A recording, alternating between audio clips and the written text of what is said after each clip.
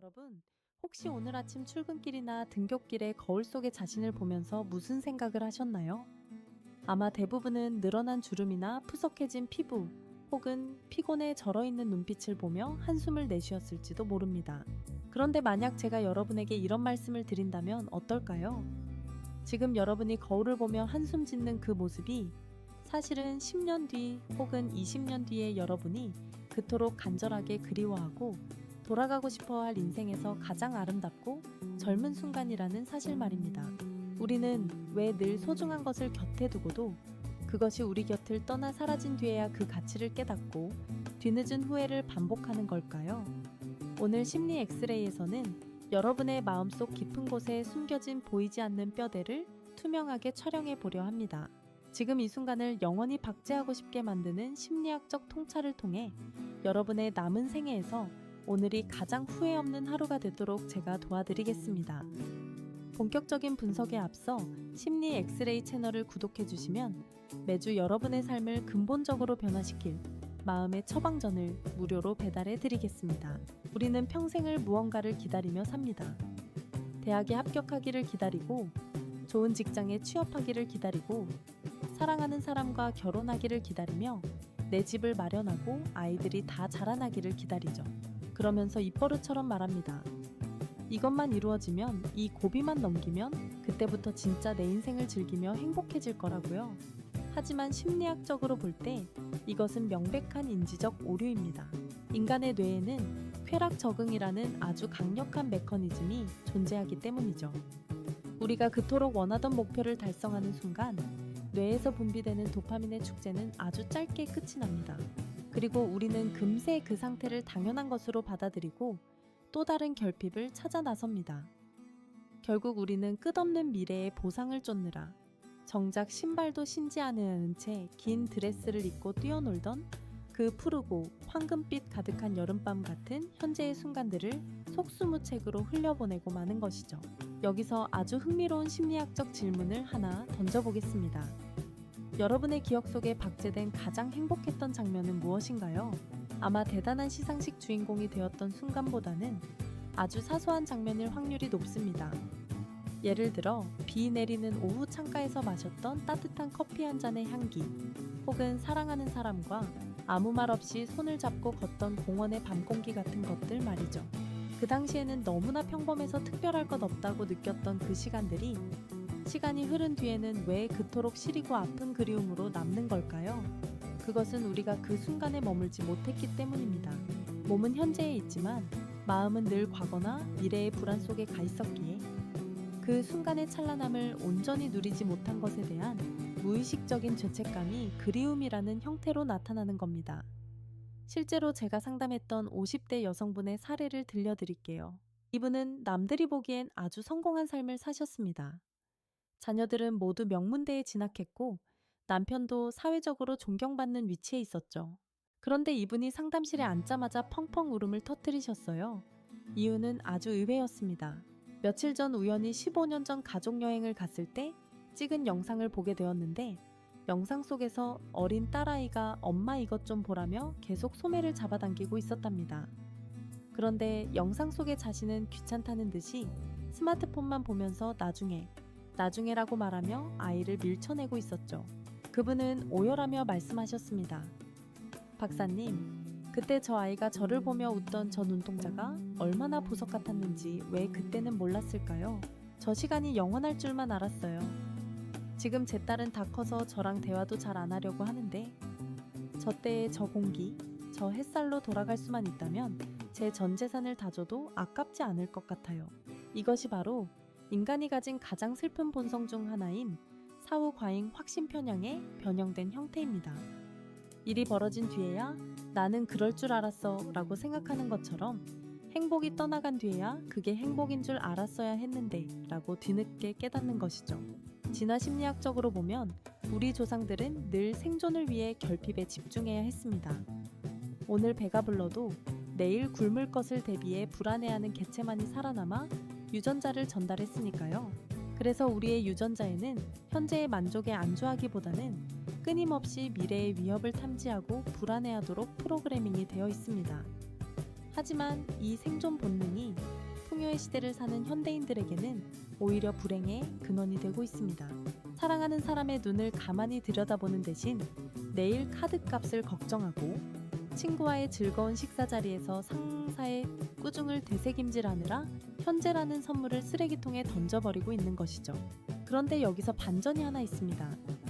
우리가 그토록 그리워하는 과거의 그 순간들도 사실 그 당시에는 지금처럼 괴롭고 힘들었다는 사실입니다. 심리학에는 장밋빛 회상이라는 용어가 있습니다. 과거의 고통이나 지루함은 삭제하고 아름다웠던 부분만 선택적으로 증폭시켜 기억하는 경향이죠. 즉, 여러분이 10년 뒤에 오늘을 회상할 때도 똑같은 현상이 일어날 겁니다. 오늘의 직장 상사 때문에 받은 스트레스, 꽉 막힌 도로 위에서의 짜증은 다 사라지고 퇴근길에 보았던 붉은 노을이나 아이가 건넨 서툰 위로 한마디만 황금빛 프레임 안에 갇힌 채 영원히 빛나게 될 거라는 뜻입니다. 그렇다면 질문을 바꿔야 합니다. 왜 굳이 10년을 기다려야 하나요? 왜 지금 당장 이 순간을 황금빛 프레임으로 바라보지 못하는 걸까요?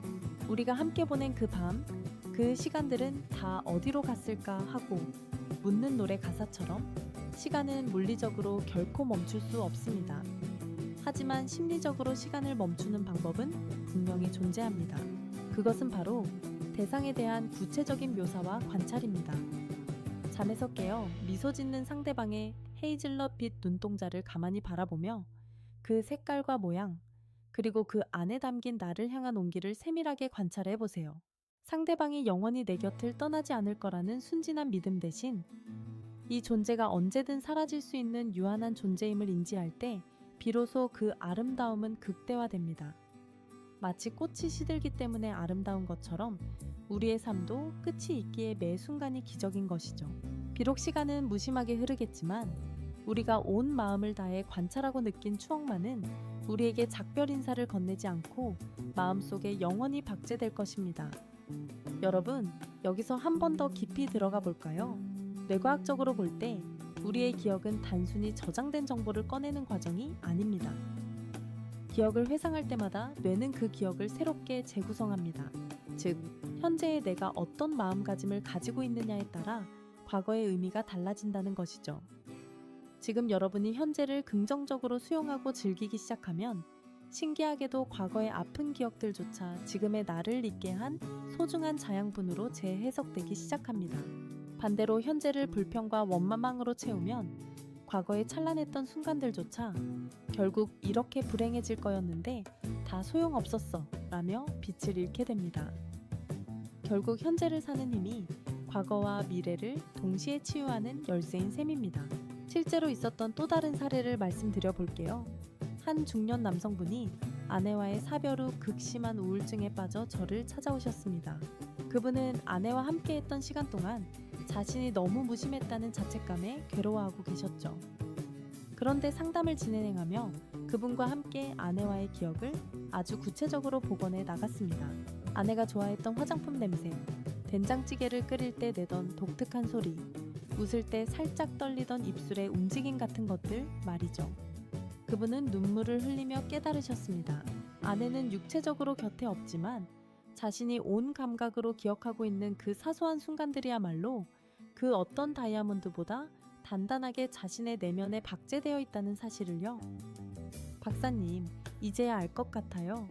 아내와 보낸 그 평범한 아침 식사 시간들이 사실은 제가 인생에서 받았던 가장 큰 축복이었다는 걸요. 이 깨달음 이후 그분의 우울증은 기적처럼 호전되기 시작했습니다. 물론 현실은 고달픕니다. 당장 해결해야 할 업무가 산더미고 인간관계는 늘 삐걱거리며 통장 잔고는 늘 아쉽기만 하죠. 이런 상황에서 어떻게 현재를 즐기라는 거냐며 화가 나실 수도 있습니다. 하지만 여기서 제가 말씀드리는 즐김은 결코 대단한 쾌락이나 환희가 아닙니다. 그것은 일종의 수용이자 존중입니다. 지금 내 앞에 놓인 이 고난조차도 내 인생이라는 거대한 드라마의 한 장면임을 인정하고 그 안에서 내가 느낄 수 있는 아주 작은 감각들에 집중하는 것이죠. 언젠가 나에게 주어진 시간이 다해가더라도 밤하늘에서 당신의 모습을 보게 될 것이라는 약속은 거창한 미래의 서약이 아니라 오늘 밤 창밖의 별 하나를 보며 곁에 있는 사람의 손을 한 번 더 꼭 쥐어주는 구체적인 행동에서 시작됩니다. 심리학자들은 노년기에 접어든 사람들에게 인생에서 가장 후회되는 것이 무엇인지 물었습니다. 놀랍게도 그때 더 열심히 일할 걸, 혹은 돈을 더 많이 벌 걸, 이라고 답한 사람은 거의 없었습니다. 대부분은 사랑하는 사람들과 더 많은 시간을 보낼 걸, 조금만 더 솔직하게 내 감정을 표현할 걸, 그리고 일어날지도 모르는 걱정 때문에 현재의 소중한 순간들을 낭비하지 말 걸이라며 눈시울을 붉혔습니다. 우리는 이 선배들의 지혜를 빌려와야 합니다. 미래의 관점에서 현재를 바라보는 시간 여행자의 시선을 가져야 합니다. 지금 여러분이 겪고 있는 이 지긋지긋한 월요병도 10년 뒤 병상에 누워 있거나 은퇴 후 외로움과 싸우고 있을 여러분에게는 그때 나에게 출근할 직장이 있었고 아침에 눈을 떠 움직일 수 있는 건강이 있었지 라며 그리워할 대상이 될 것입니다. 그런 의미에서 오늘 여러분께 아주 쉬운 심리 처방전을 하나 드릴게요. 오늘 하루 동안 딱 3번만 하던 일을 멈추고 일시정지 버튼을 눌러보세요. 그리고 지금 이 순간 내 주변의 소리, 공기의 온도, 내 몸의 감각, 그리고 내 곁에 있는 사람의 표정을 마치 엑스레이를 찍듯 아주 선명하게 뇌에 새겨보는 겁니다. 지금 내가 숨을 쉬고 있구나. 지금 내 앞에 이 사람이 나를 보고 웃어주고 있구나. 이 커피가 정말 따뜻하구나. 이렇게 찰나의 순간에 의미의 닻을 내리는 연습을 반복하다 보면 여러분의 뇌는 현재를 더 길고 밀도 있게 느끼기 시작할 겁니다. 이것이 바로 시간이 흐르는 것을 막을 수는 없지만 흐르는 시간 속에 영원한 의미를 박제하는 가장 과학적이고도 따뜻한 방법입니다. 여러분, 인생은 결코 목적지에 도착하는 과정이 아닙니다. 목적지는 죽음이라는 결말뿐이죠. 진짜 인생은 그 목적지로 가는 길 위에 흩어져 있는 수많은 지금이라는 구슬들을 꿰어 목걸이를 만드는 과정입니다. 어떤 구슬은 거칠고 어떤 구슬은 눈물에 젖어 있겠지만 그 모든 구슬이 모여 여러분만의 단 하나뿐인 찬란한 인생을 만듭니다. 신발을 벗어던지고 푸른 풀밭을 뛰던 그 순수했던 어린 시절의 마음을 기억하시나요? 그때 우리는 미래를 걱정하지도 과거를 후회하지도 않았습니다. 그저 발바닥에 닿는 풀잎의 감촉과 바람의 향기에 온전히 집중했죠.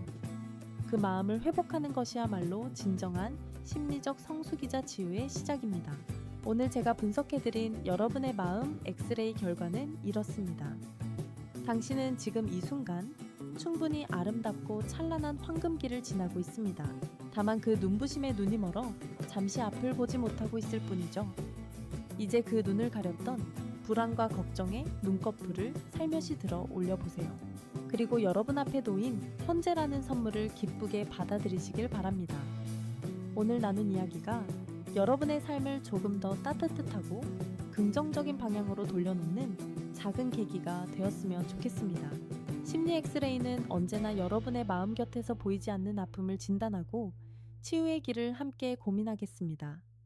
오늘의 통찰이 도움이 되셨다면 구독과 좋아요, 그리고 알림 설정까지 꼭 부탁드리고 지금 이 순간 여러분 곁에서 가장 소중한 사람 혹은 기억에 대해 댓글로 남겨주시면 저에게 큰 힘이 됩니다.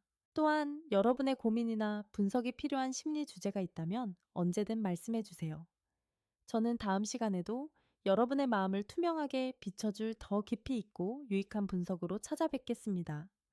오늘 하루 여러분의 삶에서 다시는 돌아오지 않을 가장 젊고 아름다운 이 순간을 온 마음 다해 사랑하고 누리시길 응원합니다.